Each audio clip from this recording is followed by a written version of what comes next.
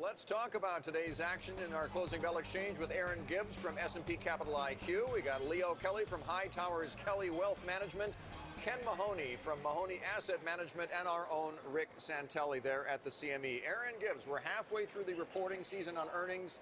How are we doing so far? So far, so good. It's looking really good. You know, we started the quarter at a little about 0.5% growth. We're now up to 3.5% growth. So it looks like we're going for Q1. So it looks like we're going to hit that usual peak of 4 to 5% above analyst estimates. So we're looking nice. The downside is all this growth that we're getting in Q1, they're just taking it away from the remainder of the year, and the annual numbers are still holding steady. So you think we're front-loading the year? That's what the analysts are tracking right now. We're really ratcheting down the second half of the analysts for the estimates. I thought it was the opposite, because I thought we were expecting more growth in the fourth quarter.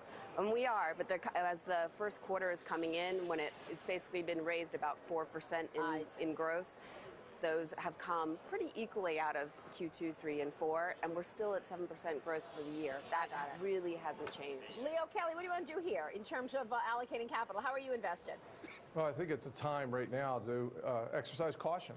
The market has moved significantly in a short period of time. Long term, we're bullish. I don't think you can come out of equity. Long bonds, they're just trouble waiting to happen. So what do? Alternative investments. There are liquid alternative investments that clients can get into. There's a scarcity of capital in that market. I think now's the time to exercise caution, despite the Fed and the ECB and the Bank of Japan and every other central bank in the world just throwing capital at this market. Sell when it's high, buy when it's low, take caution in the middle.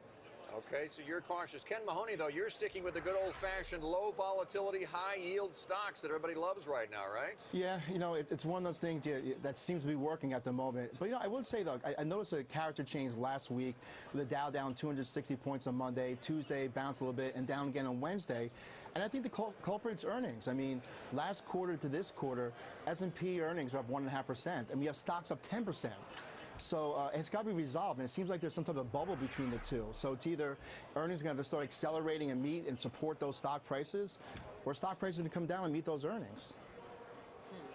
What do you think happens? I actually think we're fairly valued. Right now, we're trading at about 14 times forward earnings, so that's still fairly depressed off of historical levels. I think we could still see a little more appreciation in the year, but again, I'd like to see the earnings growth come through, and I don't think that's going to come through anytime soon until we get rid of this, this wall of worry. And then finally, when we see the annual estimates come up, I think that's where we can see some real appreciation. 14 times is totally reasonable. Yeah, exactly. Historically speaking, yes. Yeah, exactly. When you consider where we've been. Yeah, we're well depressed. Rick Santelli, jump in here. What are you seeing? What's the action looking like today in Chicago? Well, 166 yield. I know our first guest said, stay away from bonds, but wasn't that long ago we were at 2%. It's been a decent rally. The lowest yield closed since December 11th, and next week's a big week. ADP and jobs report, both hovering in the 150s, but also, obviously, the Fed meeting.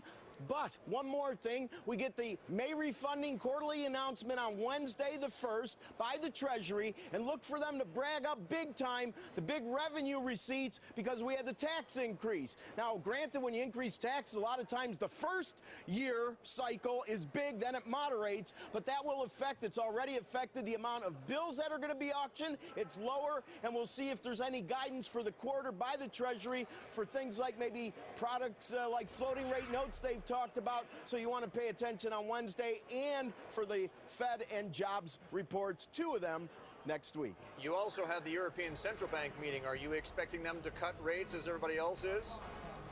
I'm going to go against the grain. I think Merkel, with her two-speed economy in Europe, when she talked yesterday about if it was up to Germany alone, we'd have to raise rates versus what's going on in Southern Europe. I think it's going to be talked about, but I don't think you're going to see it in practice.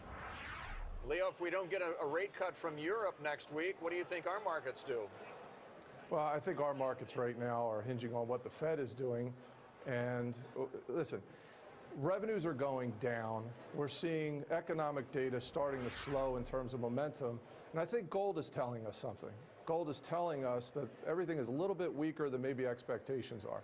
So I don't know that the ECP, other than one-day trade, is going to affect our markets. Right now, it's about, can we turn this thing around, get revenues going again? Because the earnings cuts can only go so far. Look at gold. I think it's telling you to take caution. Long-term, buy equity. Did the GDP report tell us anything today? I mean, I know it was below expectations at 2.5%. However, it's much better than what we saw last time, which was 0.4%. It tells us that we're better than a crisis. It tells us we're coming out of maybe a short-term interim pullback, but we're not there yet. And I think we have to all put this in perspective to where the market is today. We're 130% above the bottom. You know, next week, Rick said next week is a very busy week, of course, with economic data, but let's not discount the sell in May and go away. You know, for many years, professionals spoke about sell in May and go away. But the last couple of years, it really worked. I mean, European debt woes came to fruition, and now people on Main Street are talking about it. So as we turn the calendars over next week, let's not discount the sell in May, go away. Some people may get a little bit cautious about that and be like a kind of a collective self-fulfilling prophecy we may have.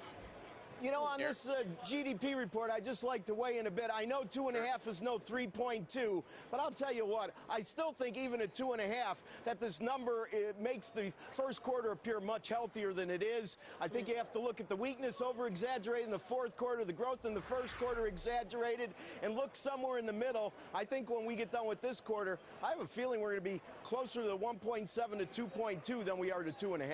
Wow. Well, that and the Fed can only double its balance sheet so many times. Right. That's true. You still like financials, yes? Yes. Why? Rates are so low right now, it's tough to make a buck in that industry.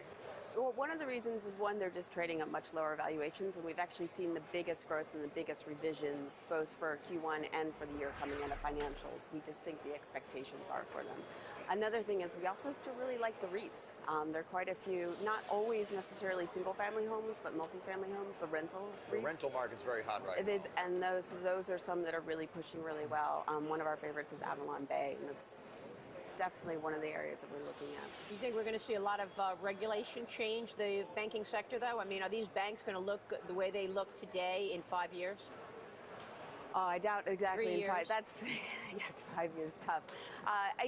They're definitely. I'm sure there will be regulation changes, but I'm not expecting big ones going forward.